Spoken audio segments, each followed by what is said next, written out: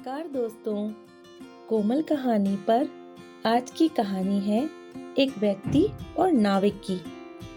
वे दोनों अपनी अपनी बात बताते हैं और अपने आप को सही साबित करने की कोशिश करते हैं।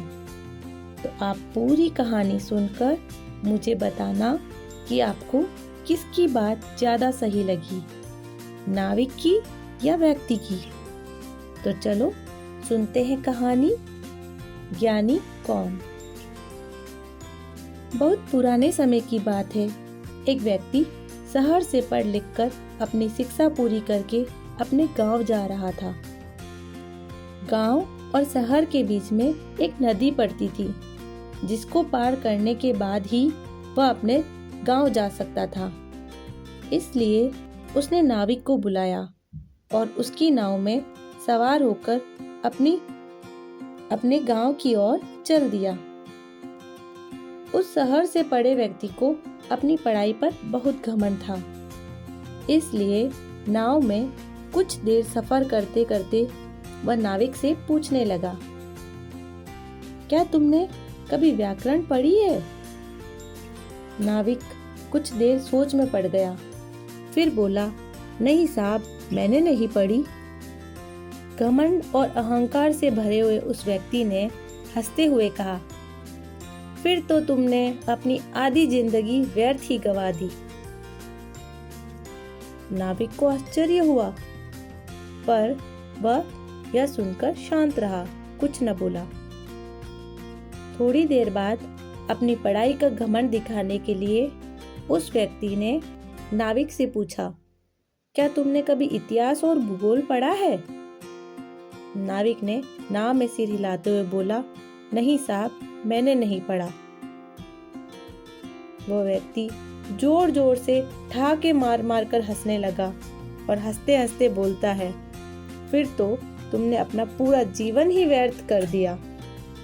नाविक को व्यक्ति की बात सुनकर बहुत गुस्सा आता है, लेकिन वह कुछ नहीं बोलता और चुपचाप नाव चलाता रहता है। नाव चल रही थी, दोनों बैठे बैठे खूब सारी बातें कर रहे थे और सब आगे बढ़ रहे थे। अचानक नदी में उफान आ गया और नाव जोर जोर से हिचकोले खाने लगी। यह देखकर वह व्यक्ति डर गया। तभी नाविक ने ऊंचे स्वर में कहा, साहब, क्या आपको तैरना आता है? व्यक्ति ने कहा, नहीं, मुझे तैरना नहीं आता है।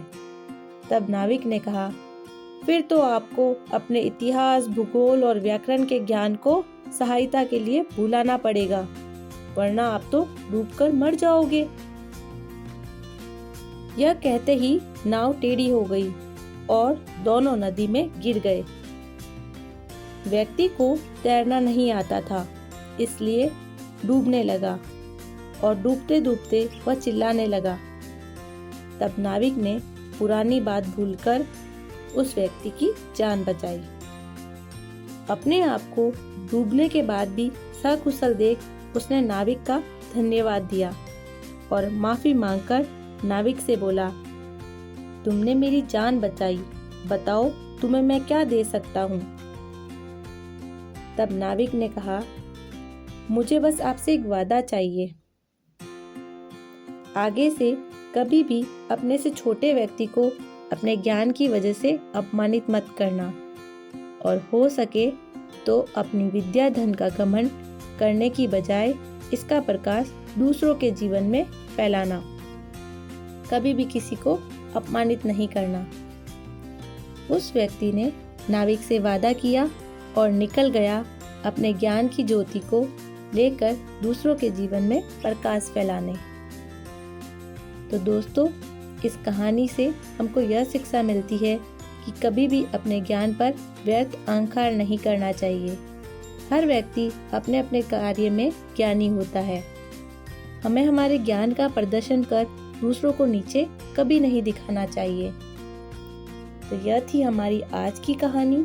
मुझे आशा है आपको पसंद आई होगी। तो अपने अपनों को ये कहानी जरूर शेयर करना और फिर मिलते हैं कोमल कहानी पर एक नई कहानी के साथ। धन्यवाद।